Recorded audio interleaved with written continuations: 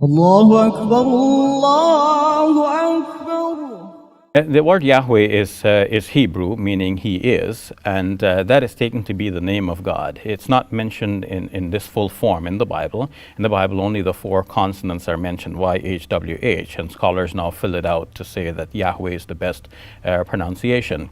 Now, according to the Bible, this and only this Yahweh is God. There is no other. And since the Quran speaks about the God of Abraham, the God basically of the Bible, as the only true God, then the Quranic God and the biblical God is the same God.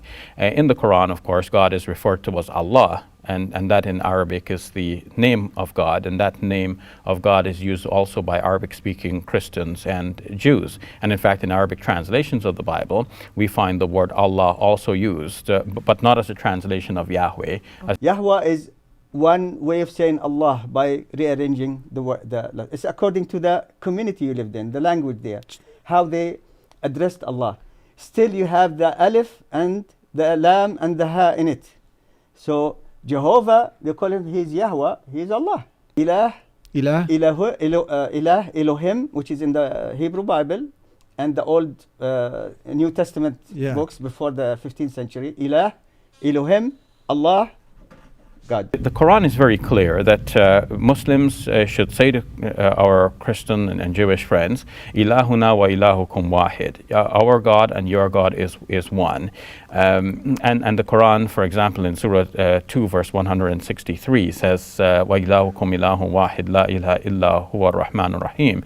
And your God is one God. There is no God but Him, the Beneficent, the Merciful One. So throughout the Quran is saying there is only one God, and identifies that as the God of Abraham and Isaac and Jacob. For example, in Surah 2 again, the Quran says that were you present when when death came to Jacob, when he said to his sons, what are you going to worship after me? And they say, Na'budu ilahakum wa ilaha abaikum Ibrahim wa Ismail ilahan wahida. We are going to worship your God and the God of your father Abraham and Isaac. It is only one God. So this is the God that the Quran is inviting us always and impelling us to worship. It is the God of the Bible. Finally, I share with you something so beautiful about the word ilah. It was in Texas many years ago that a missionary I was speaking to, I happened to meet him on a flight. He came to me and told me, our God is love, but your God, He's not love. Because Jesus is love. And I said, where did you learn that our God is not love? You have Allah, and you have ilah, but you don't have love, And I said, okay, well, I could show him, وَهُوَ الْغَفُورُ الْوَدُودُ. Quran says Allah is extremely loving. He says that.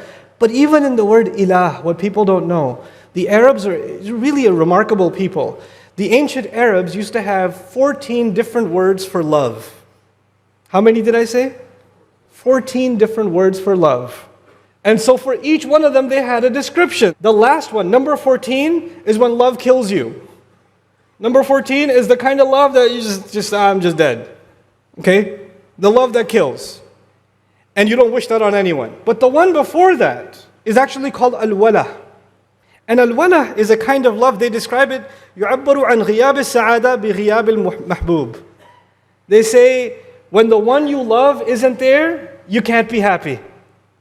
That love, that when they're there, you're happy, and when they're not there, you can't be happy. And the word for that in Arabic is wala. And wala is argued by many grammarians as the origin of the word ilah. From wilah, it actually becomes muqallab, the waw became alif and became ilah. In other words, there is no genuine love and there's no real happiness in life that a human being can find with Allah absent from their heart. Happiness cannot exist. Joy cannot exist. Love cannot exist without Allah in the heart. That's part of the meaning of La ilaha illallah. And that's the Allah we're calling on when we say Bismillah ar-Rahman ar-Rahim. How often we think of Allah as the one who punishes and the one who's going to get you. I mean, we teach kids that. It's so scary. We teach our children things like, don't eat that cookie. Allah's going to be very angry. And I can guarantee you, if that child died, Allah will not be angry and not ask him about a cookie. I can guarantee you. You're angry, Allah isn't angry with a child. not over any cookies. They're ma'soom, anil khata. They're not going to be questioned about what they do. But we teach people early on, even Muslims teach Muslims early on that Allah is angry or Allah will punish or Allah is watching and you better watch out and you better fear Allah. Yes, fearing Allah is part of the equation. But where does Quran begin with? Does Quran begin with scaring us about Allah or making us love the one who gave us this life? Making us fall in love with Him and making us feel like we will always be alone without Him. There are people that are literally afraid to turn to Allah because they're too scared to remember Him. Our fear should be overrun by our love for Him and our desperation for Him. And I pray that this is the month that you and I find that love, that genuine love for Allah Azza wa Jal. That when we call on Allah's name and we say Bismillah, Bismillah ar-Rahman ar-Rahim, that we recognize how much Allah is giving us out of His love. How much He's taking care of us. How many of His names are being utilized by us and we don't even know. We don't even know. May Allah Azza wa Jal make us a people who say Bismillah ar-Rahman ar-Rahim with their tongues and they also say it with their hearts.